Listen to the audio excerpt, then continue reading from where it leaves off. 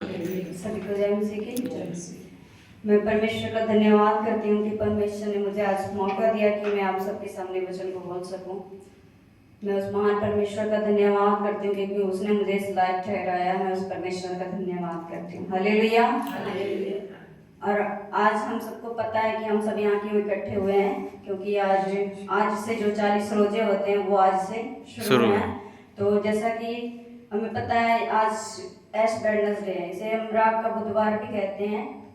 और आज ही से जो 40 रोजे होते हैं वो शुरू हो चुके हैं। हालेलुया। जैसा कि हम राग के बुधवार का मतलब है कि मैं पढ़ रही थी जब वचन सुबेरे, तो मैं सोच रही थी प्रभु ये राग बुधवार क्या होता है। तो फिर मैंने जब वचन पढ़ा तो फिर मुझे याद आया, जब परमेश्वर ने मुझे बताया कि राग बुधवार का मतलब है अपने पापों से अंगीकार करना।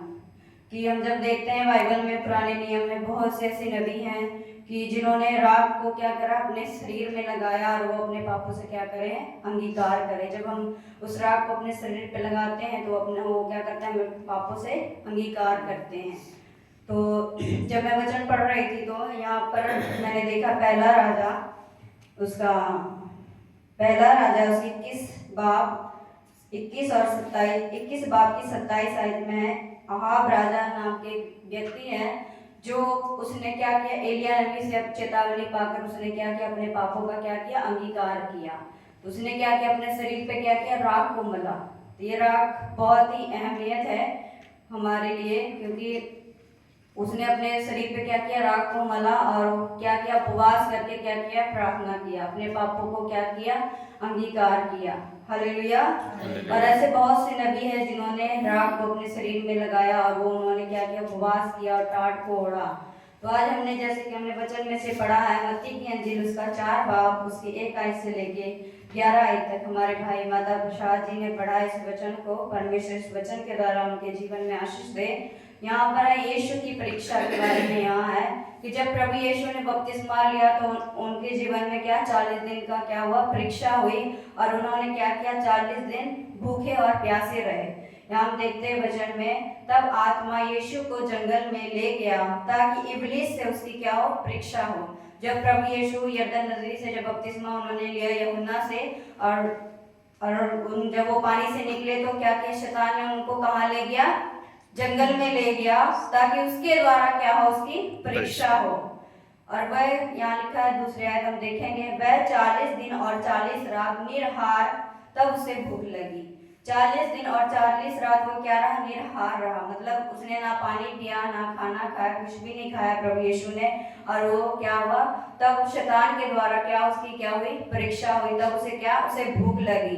तब परखने वाले ने पास आकर उससे कहा, यदि तू परमेश्वर का पुत्र है तो कह दे कि यह पत्थर रोटियां बन जाए।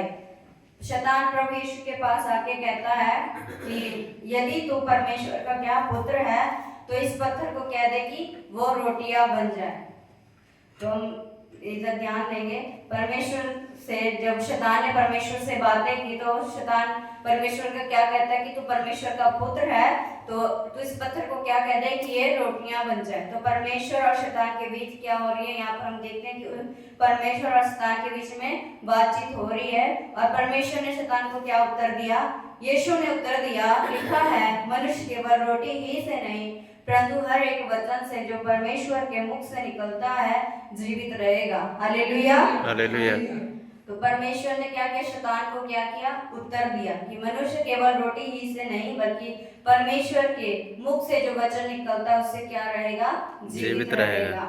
इसलिए हमारी जिंदगियों में भी कई बार ऐसे परीक्षाएं होती हैं, शैतान हमारे जीवन में कार्य करता, पर हमें उस समय क्या चीज से शैतान को दबकना चाहिए, वचन से। जो खुदा का वचन है, पवित्र वचन है, हमें उस वचन से, परमेश्वर के कलाम से शैतान को क्या करना चाहिए, हमें दबकना चाहिए। जब हम उपवास भी करते हैं, जब हम प्रार्थना करते हैं, कई बार शैतान हमें क्या करता है, रोकता है। तो हमें उस टाइम क्या करना चाहिए, शैतान को वचन से क्या करना चाहिए, रोकना चाहिए। हम उसके आगे 5 आयत देखते हैं, तब इब्लीस उसे पवित्र नगर में ले गया और मंदिर के किनारे पर खड़ा किया और उससे कहा, यदि तू परमेश्वर का पुत्र है तो अपने आप को नीचे गिरा दे, क्योंकि लिखा है वह तेरे विषय में अपने स्वर्गदूतों को आज्ञा देगा और वह तुझे हाथों हाथ उठा लेंगे, कहीं ऐसा ना हो कि तेरे पाँव में पत्थर से ठेस लगे। यहाँ देखते हैं कि और जब ये इन बातों के बाद जब ये बात सब हो ही रही है तो शैतान तब भी वहाँ क्या किया, उस प्रभु यीशु का क्या किया, पीछा नहीं छोड़ा और उसके साथ साथ चलता रहा। उसे क्या, वो एक ऊंचे पर्वत पर ले गया और उसे क्या कहता है, तू यहाँ से गिर जा तो तुझे क्या करेंगे, स्वर्गदूत क्या तुझे हाथों हाथ वहाँ उठा लेंगे। देखो यहाँ पर हम देखते हैं कि शैतान को भी पता है कि स्वर्गदूत उसकी रक्षा करेगा, उसे संभालेगा, उसे कोई परेशानी नहीं होगी। क्योंकि जब तब यहाँ पर हम आगे पढ़ते हैं कि जब ये सब बातें हो ही रही हैं तो परमेश्वर शैतान उनको कहता है तुझे वो क्या करेंगे, हाथों हाथ उठा लेंगे। तब यीशु ने कहा तू प्रभु अपने परमेश्वर की परीक्षा ना करना। अगर कई बार है ना शैतान हमें सब जानता है, क्योंकि वो हम देखते हैं कि वो कहता है कि सिंह के मान को क्या करता, हमारे इर्द गिर्द घूमता रहता है कि अगर हम उसकी ओर देखें तो वो हमारे ऊपर क्या करेगा, वार करेगा। नहीं, तो हमें क्या करना चाहिए, परमेश्वर को हर घड़ी परमेश्वर के वचन से हमें शैतान को क्या करना चाहिए, दबकना चाहिए ना, हमें उसकी बात कभी नहीं माननी चाहिए, जैसा कि प्रभु यीशु ने यहाँ पर नहीं माना। क्योंकि परमेश्वर को सब बातें पता थी और इसी तरह शैतान को भी सब बातें पता थी कि मैं इसे कुछ कहूंगा तो जो स्वर्गदूत है इसे क्या करेंगे, बचा लेंगे। तो परमेश्वर ने कहा तू अपने प्रभु परमेश्वर की परीक्षा मत करना। तो कई बार हमारे जीवन में भी ऐसा होता है कि कुछ भी परेशानियां हो, अगर शैतान हम कई बार परमेश्वर तू ये मेरे लिए कर तो मैं ये करूंगा, नहीं, हमें ये कभी भी परमेश्वर के साथ प्रभु की परीक्षा कभी नहीं करनी चाहिए। चाहे हमारे जीवन में कितनी भी कठिनाइयां कितनी भी विपत्तियां क्यों ना आए, हम कभी खुदा को नहीं कह सकते कि खुदा तू ये मेरे जीवन में करेगा तो मैं ये करूंगा, नहीं, ये गलत बात है। जब हम परमेश्वर की परीक्षा करते हैं तो शैतान क्या करता है, खुश होता है। तो हमें कभी भी परमेश्वर की परीक्षा नहीं करनी चाहिए, क्योंकि परमेश्वर हमारी हर जरूरत को जानता है, हमारी हर बातों को जानता है, वो हमारी हर कठिनाइयों को भी जानता है, वो हमारी हर भलाई करने के लिए हमेशा तैयार रहता है, अगर हम उस पर विश्वास रखेंगे। जैसा प्रभु को पता था कि प्रभु यीशु को पता था कि वो शैतान तो कुछ भी बोल रहा है, पर उसने क्या कि शैतान की बात नहीं मानी, उसने अपने पिता की बात मानी और अपने पिता की बात पे चलता रहा। और इसके बाद भी शैतान क्या कर रहा है कि प्रभु यीशु का क्या पीछा, जब इतना कुछ भी हो गया तो शैतान प्रभु यीशु मसीह का पीछा नहीं छोड़ रहा है। हम आगे भी देखते हैं 8 आयत में, फिर इब्लीस उसे बहुत ऊंचे पहाड़ पर ले गया और सारे जगत के राज्य और उसका वैभव दिखाकर उससे कहा यदि तू गिरकर मुझे प्रणाम करे तो मैं यह सब कुछ तुझे दे दूंगा। तब यीशु ने उनसे कहा हे शैतान दूर हो जा, क्योंकि लिखा है तू प्रभु अपने परमेश्वर को प्रणाम कर और केवल उसी की उपासना कर। हालेलुया। शैतान क्या किया, प्रभु यीशु को एक ऊंचे पर्वत पर ले गया, उसे क्या कर रहा है, ये सारा संसार क्या कर दूंगा, तुझे दे दूंगा। क्योंकि उसे तो पता ही नहीं कि ये जो सब कुछ खुदा ने ही बनाया है, इस तो सब उसका ही है, तो वो कैसे उसे दे सकता है ना। ये सारी संसार की एक एक चीजें परमेश्वर ने अपने मुख से बोला है और एक एक चीजें अपने मुख से परमेश्वर ने अपने शब्द के अनुसार बनाया है। तो वो शैतान कैसे उसे कह सकता है कि तू मुझे प्रणाम करेगा तो मैं ये सब चीजें तुझे दे दूंगा।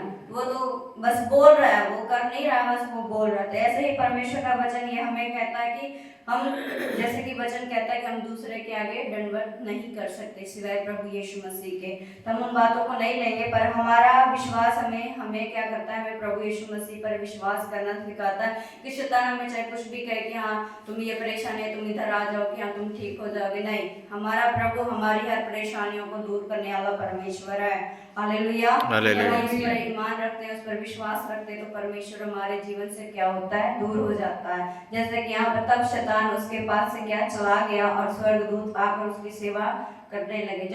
जब हम परमेश्वर से प्रार्थना करेंगे, उपवास भी करेंगे, है ना, तब शैतान हमारे जीवन में कार्य नहीं करता है।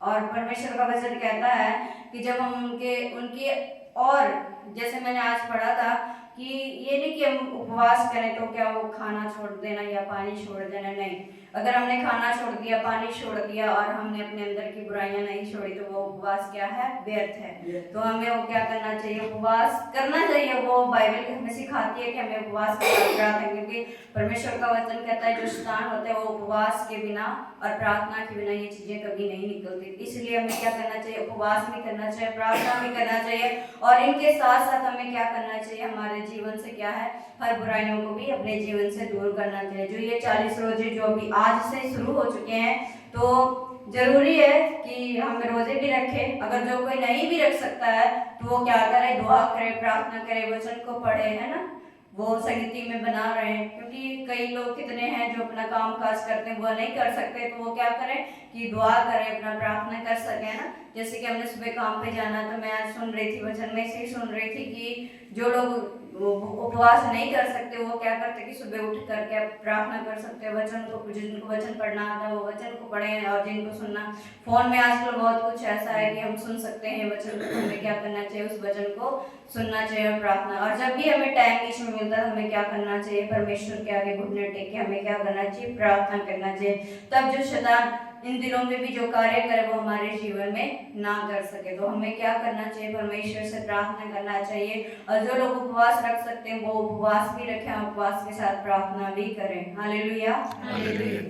और इन उपवास के दिनों, इन 40 दिनों में क्या हमें अपने गुनाहों को क्या करना चाहिए, जो हमने गलतियां की हैं, प्रभु यीशु के आगे स्वीकार करना चाहिए कि परमेश्वर मैंने ये गुनाह किया है, ये गलतियां की हैं, तो तू मुझे क्या कर, क्षमा कर। और हमें नम्र बना कि हम तेरे दीन बने और तेरे योग्य ठहरे। हालेलुया।